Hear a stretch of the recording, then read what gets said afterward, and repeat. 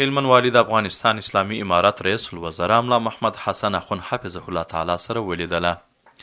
په دې لیدنه کې د خلکو ستونزو ته د رسیدنې د عامه او بنسټیزو خدماتونو پر پراختیا په اړه هر اړخیز بحث او د نظرونو تبادله وسوله. په پیل کې د هلمند والي د طبیعي پیښو له امله د زیانمنو شویو کورنیو وضعیت، د عامه خدمتونو وړاندې کېدل، ټولنیز هوساینې او بنسټیزو چارو په اړه راپور وړاندې کړ او د مرکزي حکومت څخه یې غوښتنه وکړه چې د دې ولایت ستونزو ته ځانګړې پاملرنه وکړي. ورپسې ښاغلي رئیس الوزارا د هلمند د والي وړاندیزونه او غوښتنې واورېدلې او د خلکو ستونزو او اړتیاوو ته د رسیدنې په برخه کې د هغه هڅې وستایلې.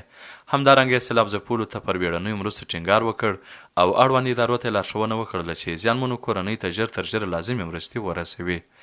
د هلمند ولایت مقام ویان مولوي محمد قاسم ریاض وایي په دې ناسته کې د سړکونو پر جوړولو او ترمیم ټینګار وسو څو د تګ راتګ اسانتیاوې ښه سي او د انتقالاتو بهیر چټک سي.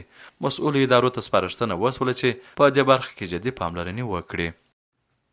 تېره ورځ هلمند والي الحاج محترم مولوي امان الدین منصور صاحب کابل ته د خپل سفر په ترڅ کې د افغانستان اسلامي امارت د رئیس الوزارا محترم حاجي صاحب حفظه الله تعالی سره لیدنه وکړه.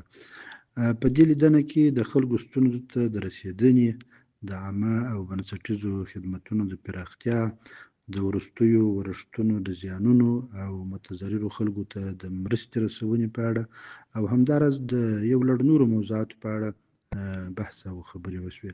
محترم حاجي صاحب په اړوند برخو کې د لازمي همکارۍ ډاډ ورکړ. د څښاک د پاکو اوبو د څاګانو کیندل هم د بحث له مهمو موضوعاتو څخه و چې رئیس الوزارا د خلکو لپاره د صحي اوبو د برابرولو پر اهمیت ټینګار وکړ او د څاګانو د کیندلو او د پاکو اوبو د رسولو د بهیر د چټکتیا غوښتنه یې وکړله.